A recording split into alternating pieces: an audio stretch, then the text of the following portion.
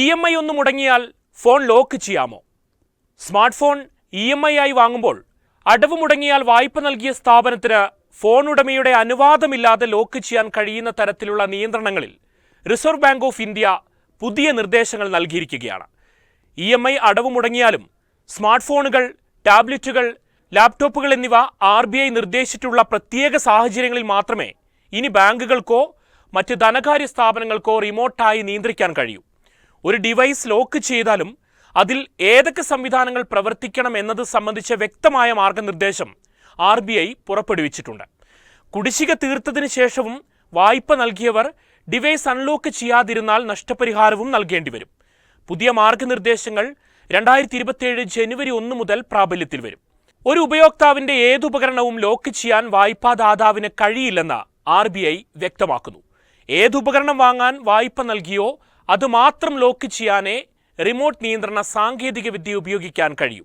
Smart phone, tablet, laptop എന്നിവ വാങ്ങുന്നതിന് personal loan, consumer loan അല്ലെങ്കിൽ മറ്റേതെങ്കിലും വായ്പ എടുത്തിട്ടുണ്ടെങ്കിൽ വീണ്ടെടുപ്പ് പ്രക്രിയയുടെ ഭാഗമായി ആ ഉപകരണം റിമോട്ടായി പ്രവർത്തനരഹിതമാക്കാൻ കഴിയില്ല. EMI മുടങ്ങിയാൽ ഉടൻ തന്നെ ഉപകരണം റിമോട്ടായി നിയന്ത്രിക്കാൻ വായ്പ നൽകുന്നവർക്ക് കഴിയില്ല. 30 ദിവസമെങ്കിലും കുടിശ്ശികയായാൽ മാത്രമേ അത് സാധിക്കൂ. ഒറ്റയടിക്ക് ഉപകരണം പൂർണ്ണമായും പ്രവർത്തനരഹിതമാക്കാൻ പാടില്ല. പകരം ഘട്ടം ഘട്ടമായി വേണം അത് ചെയ്യാൻ. വായ്പ 60 ദിവസത്തോളം കുടിശ്ശികയായാൽ മാത്രമേ ഉപകരണത്തിന് പൂർണ്ണ നിയന്ത്രണം ഏർപ്പെടുത്താൻ കഴിയൂ.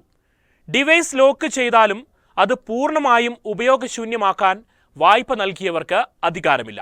ചില അവശ്യ സേവനങ്ങൾ വായ്പയെടുത്തവർക്ക് ലഭ്യമായിരിക്കണം. ഇൻകമിംഗ് ഫോൺ കോളുകൾ, SMS സേവനങ്ങൾ, SOS ഫംഗ്ഷനുകൾ, ജോലിയും തൊഴിലും മുന്നോട്ടു പോകാൻ ആവശ്യമായ ഫീച്ചറുകൾ എന്നിവ നിർബന്ധമായും പ്രവർത്തിച്ചിരിക്കണമെന്നാണ് RBI നിർദ്ദേശം.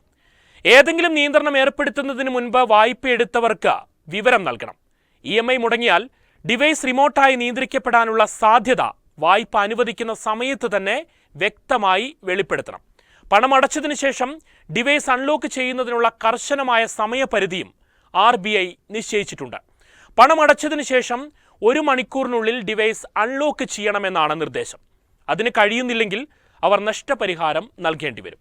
ഓരോ മണിക്കൂറിനും 250 രൂപയായിരിക്കും നഷ്ടപരിഹാരം നൽകേണ്ടി വരിക.